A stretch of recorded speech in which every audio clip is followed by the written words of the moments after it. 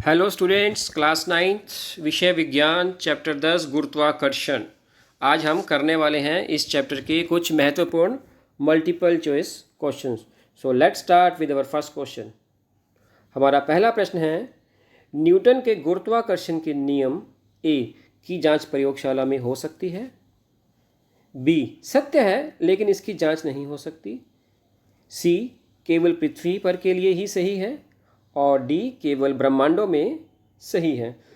तो बच्चों, यहाँ मैं आपको बताना चाहूँगा कि जो न्यूटन के गुरुत्वाकर्षण के नियम हैं वो सार्वत्रिक हैं। सार्वत्रिक मीन्स यूनिवर्सल, यानी कि जो ब्रह्मांड में हर जगह एप्लीकेबल हैं, हर जगह उसको यूज़ किया जा सकता है। इसलिए सी और डी ऑप्शन तो नहीं है, जहाँ पर सी में लिखा हुआ है कि केवल पृथ्वी के लिए है और डी में केवल ब्रह्मांडों में सही है।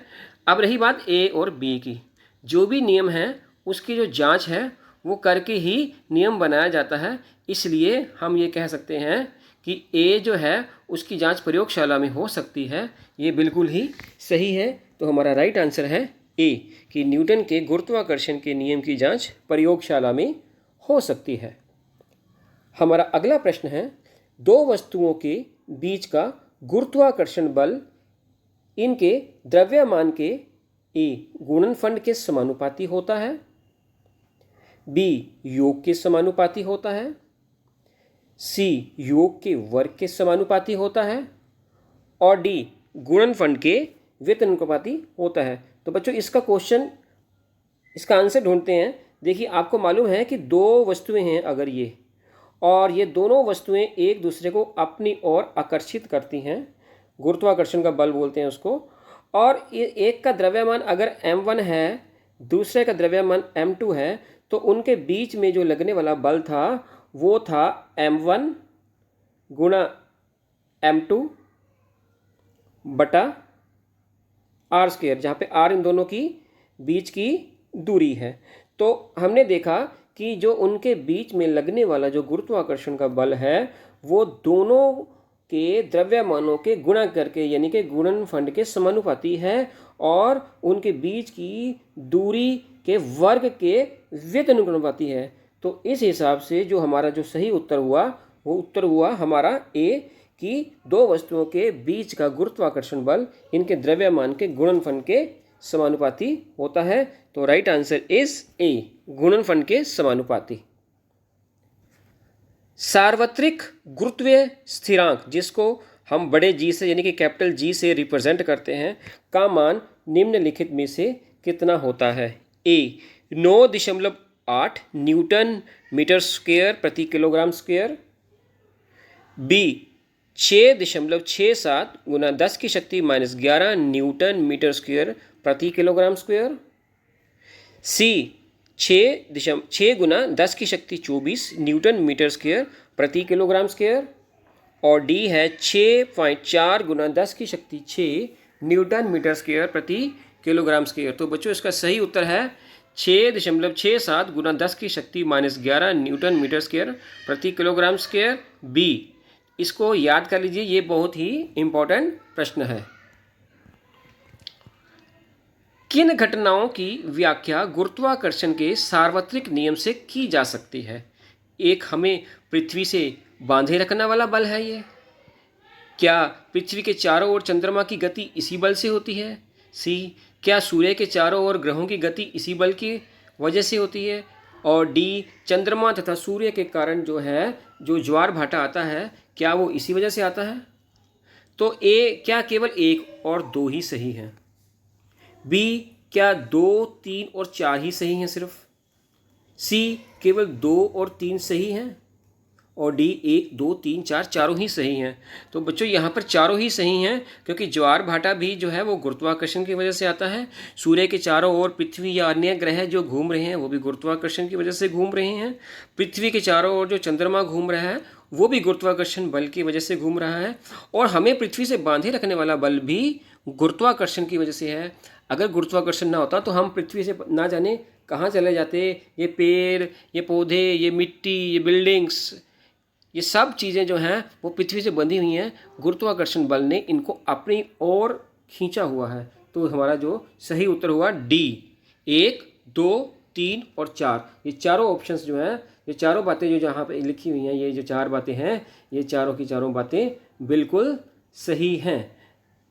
तो चलते हैं अपने अगले प्रश्न की ओर। और हाँ बच्चों, यहाँ पर मैं आपको बात बता दूँ, इन चारों बातों को आप एक बार याद कर लीजिए। ये चारों जो हैं बहुत ही इम्पोर्टेंट हैं। यहाँ इस क्वेश्चन में चारों लिखी हुई हैं, हो सकता है कोई पर्टिकुलर ऐसा क्वेश्चन आपके पास आ जाए जहाँ पर सिर्फ यही लिखा है कि हमें पृथ्वी से बांधे रखने वाला बल कौन सा है। तो इस तरह से ये चारों चीज़ें आपके लिए बहुत इम्पोर्टेंट हैं। तो चलते हैं अपने नेक्स्ट प्रश्न की ओर। सार्वत्रिक गुरुत्वीय स्थिरांक g, अभी जिसकी हम बात की थी, का SI मात्रक है A मीटर प्रति सेकंड, B किलोग्राम मीटर प्रति second, C newton metre square प्रति किलोग्राम स्क्वायर और D जूल। तो बच्चों इसका जो सही मात्रक है वो है न्यूटन मीटर स्क्वायर प्रति किलोग्राम स्क्वायर, यानी कि राइट ऑप्शन हो गया D। तो यहाँ पर हम इसका मात्रक हम अगर भूल जाएं तो हम इसका मात्रक निकाल भी सकते हैं। देखिए कैसे, आपको बताया था कि जो फोर्स होती है वो G m1m2 बटा आर स्क्वायर होती है। तो अगर हम यहाँ से G की वैल्यू निकालें तो वो हो जाएगी F आर स्क्वायर बटा m1m2। अब जो फोर्स है F है, F यानी कि बल, इसका मात्रक है न्यूटन। आर स्क्वायर, यहाँ पर जो लिखा हुआ आर स्क्वायर उसका मात्रक हो गया मीटर स्क्वायर, और नीचे लिखा हुआ है m1 m2, दोनों को गुणा किया हुआ है, यानी द्रव्यमान गुणा द्रव्यमान। तो द्रव्यमान को हम किलोग्राम में मेजर करते हैं, तो ये किलोग्राम का स्क्वायर हो गया। तो हमारा जो मात्रक हो गया वो हो गया न्यूटन मीटर स्क्वायर प्रति किलोग्राम स्क्वायर। तो हमारा अगला प्रश्न है, यदि दो वस्तुओं के बीच की दूरी को आधा कर दिया जाए तो उनके बीच के गुरुत्वाकर्षण बल क्या हो जाएगा। तो पहले इस क्वेश्चन को हम सोल्व करने की कोशिश करते हैं। दो वस्तुओं के बीच की दूरी, देखिए अभी आपने पढ़ा F जो है G m1 m2 बटा आर स्क्वायर होता है। अब ये जो R है इसको कह रहे हैं आधा कर दिया जाए, यानी कि जो अगर R है तो इसको R बटा 2 कर दिया जाए। तो जो नई फोर्स हो जाएगी वो हो जाएगी F डैश मान लेते हैं G m1 m2 और R बटा 2 का स्क्वायर। तो जब ये जो 2 लिखा हुआ है ये बन जाएगा, यहाँ पे ये फार्मूला बन जाएगा G m1 m2 बटा आर स्क्वायर बटा 4, यानी 4 जो है 4 जो है वो ऊपर आ जाएगा। तो ये हमारा बन जाएगा कुछ इस तरह से, मैं आपको करके दिखाता हूँ। ये हो जाएगा, फिर इसको रब कर देते हैं अभी, और यहाँ से ये बन जाएगा F डैश बराबर है 4G m1 m2 बटा आर स्क्वायर। तो यहाँ से ये जो 2 है ये ऊपर आके 4 बन गया। तो हमारा जो उत्तर हो गया वो 4 गुना होना चाहिए। देखते हैं हमारे ऑप्शन में कोई इस तरह का उत्तर है। हमारा पहला उत्तर है A आधा, B है 1/4, C है 4 गुना और D है 2 गुना। तो हमारा सही उत्तर हो गया C 4 गुना। चलते हैं अपने अगले प्रश्न की ओर। यदि दो वस्तुओं के द्रव्यमानों को दुगना कर दिया जाए, अब क्या कर रहे हैं हम, कुछ यहाँ पर देखिए F जो था G m1 m2 बटा आर स्क्वायर था। अब इसको भी दुगना कर दिया, इसको भी दुगना कर दिया, यानी कि 2m1 ये हो गया 2m2। तो जो नई फोर्स हो जाएगी वो हो जाएगी G 2m1 2m2, यानी कि 4G m1 m2 बटा आर स्क्वायर। तो इसका उत्तर भी 4 गुना होना चाहिए। तो देखते हैं हमारे ऑप्शंस क्या हैं। हमारा पहला ऑप्शन है आधा, दूसरा ऑप्शन है 4 गुना, तीसरा ऑप्शन है चौथाई और चौथा ऑप्शन है 2 गुना। तो हमारा सही उत्तर हुआ B 4 गुना। हमारा अगला प्रश्न है, ग्रह सूर्य के चारों ओर किस बल के कारण चक्कर लगाते हैं। अभी आपने पढ़ा, मैंने अभी 4 बातें आपको बताई थी कि सभी जो ग्रह हैं वो सूर्य के चारों ओर चक्कर क्यों लगाते हैं, चंद्रमा पृथ्वी के चारों ओर चक्कर क्यों लगाता है, ज्वार भाटा क्यों आता है, और हम पृथ्वी से किस तरह से बंधे हुए हैं, सटे हुए हैं। इन सब का उत्तर एक ही है, गुरुत्वाकर्षण का बल। तो देखते हैं हमारे अपने ऑप्शन। हमारा पहला ऑप्शन है आपेक्षिक बल, दूसरा है गुरुत्वाकर्षण का बल, तीसरा है उत्प्लावन का बल और चौथा है दाब। तो हमारा सही उत्तर होना चाहिए बी, गुरुत्वाकर्षण का बल। निम्न में से कौन सा कथन गुरुत्वाकर्षण बल के संदर्भ में सही है? यानी कि जो बिल्कुल सही है वो आपने बताना है कौन सा ऑप्शन राइट है, सही है। हमारा पहला ऑप्शन है गुरुत्वाकर्षण बल मध्यवर्ती माध्यम पर निर्भर करता है। यानी कि अगर दो वस्तुओं के बीच में जो बल लग रहा है उनके बीच में कोई और वस्तु रख दी जाए तो उन दोनों वस्तुओं के बीच के बल में फ़र्क पड़ता है या नहीं। तो यहाँ कह रहा है निर्भर करता है, तो ये गलत है। निर्भर सिर्फ तीन बातों पर करता है, m1 पर, m2 पर और r पर। गुरुत्वाकर्षण बल असंरक्षी बल होता है। सी, गुरुत्वाकर्षण बल क्रिया प्रतिक्रिया युग्म है। और डी, गुरुत्वाकर्षण बल अकेंद्रिक बल होता है। तो बच्चों यहाँ पर आपको मैं बताऊंगा थोड़ा सा कि ये दो वस्तुएं हैं। पहले भी बताया था कि दोनों वस्तुओं के बीच में ये वस्तु इसको इस तरफ खींचेगी और ये इस तरफ खींचेगी। यानी कि अगर एक क्रिया है तो दूसरी प्रतिक्रिया है। ये दोनों बल एक जो है एक दिशा में लगते हैं परंतु विपरीत होते हैं। दिशा नहीं सेम कह सकते, एक लाइन के अलॉन्ग लगते हैं परंतु विपरीत दिशा में लगते हैं। तो इसलिए एक क्रिया और दूसरी प्रतिक्रिया ये जोड़ों में होते हैं यानी कि युग्म में होते हैं। इसलिए इसका जो सही ऑप्शन है वो सी है, गुरुत्वाकर्षण बल क्रिया प्रतिक्रिया युग्म। हमारा अगला प्रश्न है, दो पिंडों के बीच गुरुत्वाकर्षण बल यदि F है और दोनों पिंडों के द्रव्यमान उनके बीच की दूरी को समान रखते हुए आधे कर दिए जाएं तो गुरुत्वाकर्षण बल क्या हो जाएगा? वही दोबारा फिर वही क्वेश्चन आ रहा है कि जो बल होता है, दोबारा फिर वही प्रश्न आ गया। जो बल होता है वो m1 m2 बटा r स्क्वायर के बराबर होता है। अब इसको भी आधा कर दिया गया, इसको भी आधा कर दिया गया, तो यहाँ पर ये बन गया 1/4 m1 m2 बटा आर स्क्वायर। यानी कि अब बल जो है वो 1/4 हो जाएगा, चौथा हिस्सा हो जाएगा। तो देखते हैं ऑप्शंस क्या हैं। F/4, F/2, F और 2F। तो हमारा सही उत्तर होना चाहिए ए, F/4। तो हमारा right option is a, F/4। गुरुत्वाकर्षण के नियम में गुरुत्वाकर्षण केवल पृथ्वी तथा बिंदु द्रव्यमान के बीच होता है। बी, केवल सूर्य तथा पृथ्वी के बीच होता है। सी, द्रव्यमान रखने वाले किन्हीं दो पिंडों के बीच होता है। और बी, केवल दो आवेशित पिंडों के बीच होता है। तो बच्चों आपको पहले भी बता दिया था कि जो गुरुत्वाकर्षण का बल है वो इस ब्रह्मांड की हर दो वस्तुओं के बीच लगता है। तो इसमें पहला जो ऑप्शन था उसमें पृथ्वी और कोई भी बिंदु बोला गया है, ये गलत है। दूसरे में ऑप्शन में सूर्य और पृथ्वी बोला गया, यह भी गलत है।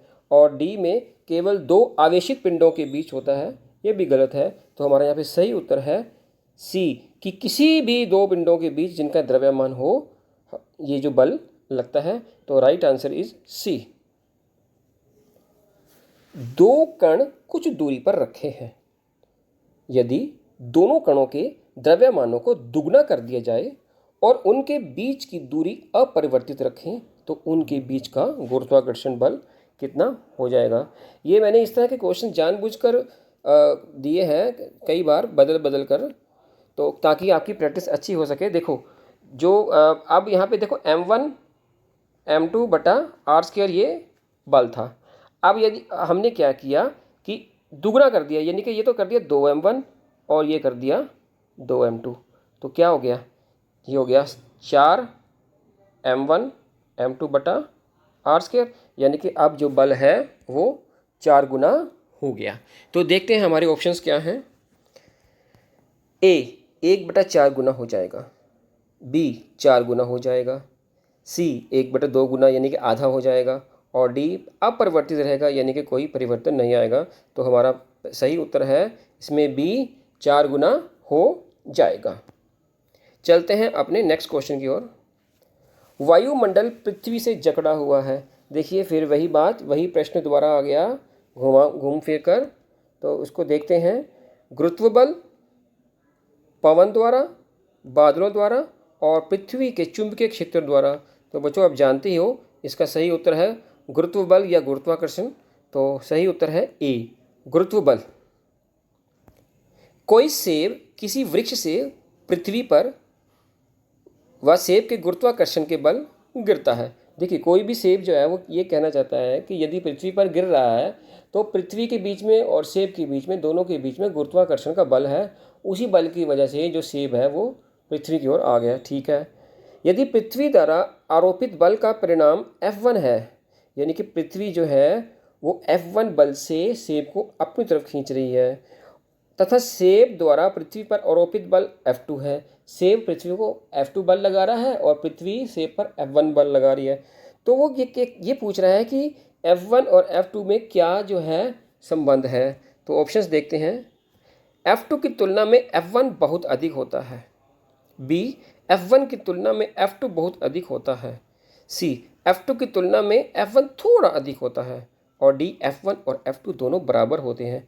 देखिए अभी आपने पढ़ा, एक प्रश्न आया था जिसमें मैंने आपको बताया था कि दोनों जो हैं वस्तुएं जब एक दूसरे को अपनी ओर आकर्षित करती हैं तो उनके बीच में जो लगने वाला बल है, जितना एक वस्तु दूसरी वस्तु पर लगाएगी दूसरी वस्तु पहली वस्तु पर लगाएगी, यानी कि F1 और F2 दोनों ही बराबर होते हैं, वो क्रिया प्रतिक्रिया युग्म होते हैं। तो हमारा राइट आंसर हुआ डी, F1 और F2 दोनों बराबर होते हैं। यदि किसी पिंड को ऊपर की ओर फेंका जाए तो गुरुत्व बल, देखिए इसको, ये यहाँ पर मान लीजिए ये ज़मीन है हमारी और ये वस्तु कोई ऊपर हमने फेंक दी। जब भी कोई वस्तु ऊपर फेंक दी, अब पृथ्वी तो नीचे है तो वो उसको नीचे की तरफ ही बल लगाएगी। तो जो उसका बल है वो नीचे की तरफ ही लगेगा बल। तो देखते हैं इसका ऑप्शंस। ए की दिशा गति की दिशा के विपरीत होगी, यानी कि गुरुत्व बल की दिशा गति की दिशा के विपरीत हो गई, यानी कि गति तो है ऊपर और जो बल है गुरुत्व बल वो नीचे लग रहा है, ये वो कहना चाहता है। दूसरे में कहना चाहता है कि गुरुत्व बल की दिशा गति की दिशा में होगी। सी में वो कहना चाहता है ऊंचाई के साथ जो है वो घटेगी। और चौथा वो कहना चाहता है कि ऊंचाई के साथ जो है वो बढ़ेगी। देखिए यहाँ पर गुरुत्व बल जो है वो देख रहे हो आप कि नीचे की तरफ लग रहा है और वस्तु ऊपर की तरफ जा रही है। तो इसलिए इसका जो सही उत्तर होना चाहिए वो ए, कि गुरुत्व बल की दिशा गति की दिशा के विपरीत होगी। अब देखिए एक आपने टर्म पढ़ी होगी भार या वेट जिसको बोलते हैं, वो वस्तु का भार क्या होता है। तो भार को समझने के लिए ये प्रश्न मैंने आपको यहाँ पर बनाया हुआ है, जिसमें आपको भार भी समझ में आ जाएगा और आपकी कुछ प्रैक्टिस भी हो जाएगी। इसके जड़त्व को दर्शाता है, उसके द्रव्यमान के बराबर है किंतु उसे भिन्न मात्रक द्वारा दर्शाया जाता है। पृथ्वी द्वारा उस पर लगे आकर्षण बल के बराबर होता है। और डी, उस वस्तु में पदार्थ के घनत्व पर निर्भर करता है। देखिए मान लीजिए ये कोई भी वस्तु है और नीचे जो है वो धरती है, अर्थ है। अब धरती और वस्तु के बीच में गुरुत्वाकर्षण बल लग रहा है, जिसकी वजह से ये जो बल जो है वो नीचे की तरफ लगेगा। इसी बल को हम भार कहते हैं। यानी कि भार असल में क्या है, भार वो बल है जो वस्तु जो पृथ्वी जो है वो किसी भी वस्तु पर लगाती है और उसी बल की वजह से, उसी भार की वजह से वो वस्तु जो है वो पृथ्वी की ओर आकर्षित होती है और वो नीचे गिरती है। तो इसका सही उत्तर हुआ सी, पृथ्वी द्वारा उस पर लगे आकर्षण बल के बराबर होता है। चंद्रमा पर किसी वस्तु का भार पृथ्वी की भार की तुलना में कितना होता है? 6 गुना अधिक, 1/6वां भाग, 1/66वां भाग या 66 गुना अधिक। तो बच्चों ये चीज़ अपने जहन में बांध लो, अपने माइंड में इसको फिक्स कर लो, इसको भूलना नहीं कभी कि चंद्रमा पर किसी भी वस्तु का जो भार होता है वो धरती पर जो भार है उसका छठा हिस्सा होता है। यानी कि अगर किसी का भार 60 न्यूटन है तो चंद्रमा पर जाकर उसी का भार 60 को 6 से भाग कर देंगे तो वो 10 न्यूटन हो जाएगा। यहाँ पर एक बात आपने और याद रखनी है कि धरती पर जिस वस्तु का जो द्रव्यमान है, द्रव्यमान वही रहेगा। यानी कि अगर हम कहें कि एक वस्तु का द्रव्यमान 60 किलोग्राम है तो पृथ्वी पर उसका द्रव्यमान 60 किलोग्राम है, तो चंद्रमा पर कितना होगा? तो चंद्रमा पर भी उसका द्रव्यमान 60 किलोग्राम ही होगा, क्योंकि जो किलोग्राम है वो द्रव्यमान का मात्रक है, भार का मात्रक नहीं है। भार का जो है सही मात्रक है वो न्यूटन है। हमारा अगला प्रश्न है, पृथ्वी की सतह पर गुरुत्वीय त्वरण और चंद्रमा की सतह पर गुरुत्वीय त्वरण का अनुपात क्या होता है? √6 यानी वर्गमूल 6/6:1, बी 1/वर्गमूल 6, सी 1/6 और डी 6/1। देखिए, इसको समझने के लिए मैं आपको थोड़ी सी बात बताता हूँ। तो अभी आपने देखा ना कि भार जो है वो चंद्रमा पर 1/6 हो जाता है, यानी कि अगर हम दूसरे शब्दों में कहें कि चंद्रमा पर जो भार होगा, चंद्रमा से जब पृथ्वी पर कोई भी वस्तु लाएगी उसका भार 6 गुना बढ़ जाएगा। कारण क्या है कि यहाँ पर गुरुत्वीय त्वरण भी 6 गुना अधिक है, तो गुरुत्वीय त्वरण के कारण ही भार बनता है।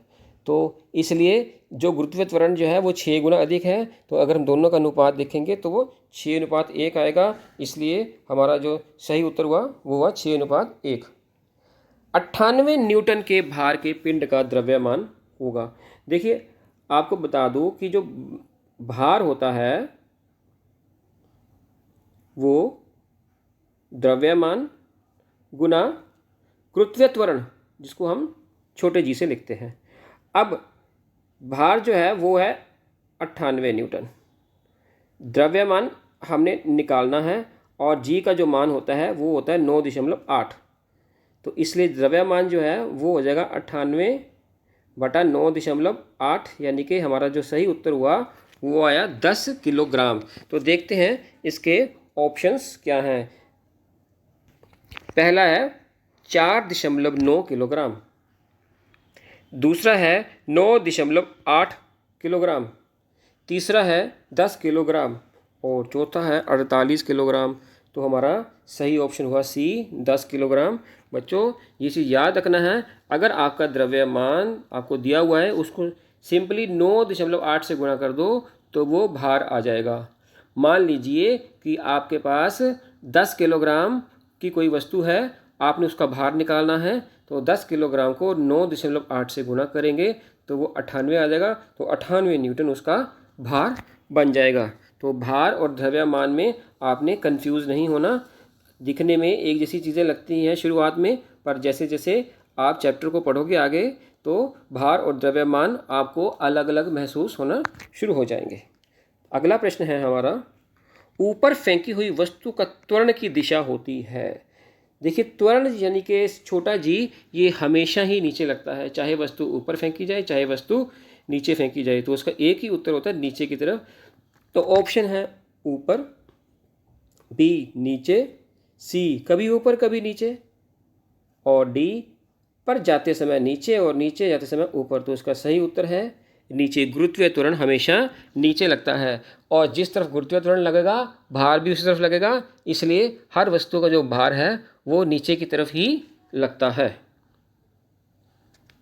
पृथ्वी के गुरुत्वीय त्वरण जिसकी मैं बात कर रहा था अभी का मात्रक है मीटर प्रति सेकंड स्क्वायर, किलोग्राम मीटर प्रति सेकंड स्क्वायर, न्यूटन प्रति किलोग्राम और जूल। तो इसका जो एसआई मात्रक है वो है मीटर प्रति सेकंड स्क्वायर। तो हमारा सही ऑप्शन हुआ ए। पृथ्वी के केंद्र पर गुरुत्वीय त्वरण का मान होगा, यानी कि अगर हम बिल्कुल पृथ्वी के बिल्कुल सेंटर में पहुंच जाएं यहाँ पर, तो बच्चों यहाँ पर किसी भी वस्तु का कोई भी भार नहीं होता, यहाँ भार 0 हो जाता है और गुरुत्वीय त्वरण भी 0 हो जाता है। अगर आपसे कोई पूछा जाए कि एक वस्तु जिसका कुछ भार दिया जाए और तो पृथ्वी के सेंटर में ले जाया जाए, पृथ्वी के केंद्र पर ले जाया जाए, तो उसका भार कितना हो जाएगा? उसका भार 0 हो जाएगा। परंतु अगर कोई प्रश्न आए कि द्रव्यमान कितना हो जाएगा, द्रव्यमान वही रहेगा और गुरुत्वीय त्वरण भी 0 हो जाएगा, क्योंकि गुरुत्वीय त्वरण से ही भार बनता है। अगर गुरुत्वीय त्वरण 0 था तभी तो भार 0 हुआ। तो इस चीज़ को आपने याद रखना है। इसका उत्तर ऑप्शंस देखते हैं। इसके ऑप्शन हैं ए 0, बी 4, सी 2 और डी जी। तो इसका सही उत्तर है ए 0। पृथ्वी के गुरुत्वीय त्वरण जी का मान है ए 98 मीटर प्रति सेकंड स्क्वायर, 9.8 मीटर प्रति सेकंड स्क्वायर, 0.98 मीटर प्रति सेकंड स्क्वायर या 0.098 मीटर प्रति सेकंड स्क्वायर। तो बच्चों वैसे तो गुरुत्वीय त्वरण का मान धरती के अलग अलग जगह पर अलग अलग होता है, परंतु फिर भी हम इसकी एक मान लेकर चलते हैं जो 9.8 मीटर प्रति सेकंड स्क्वायर होता है। धरती के एक जगह से दूसरी जगह जाते हैं तो थोड़ा बहुत फ़र्क पड़ जाता है, परंतु जब हम प्रश्न करते हैं तो इसकी वैल्यू को 9.8 मीटर प्रति सेकंड स्क्वायर लेकर ही चलते हैं। तो इसका राइट ऑप्शन हुआ बी। बच्चों अगर वीडियो पसंद आया तो सब्सक्राइब करें, लाइक करें, शेयर करें, परंतु कभी भी पढ़ना ना छोड़ें।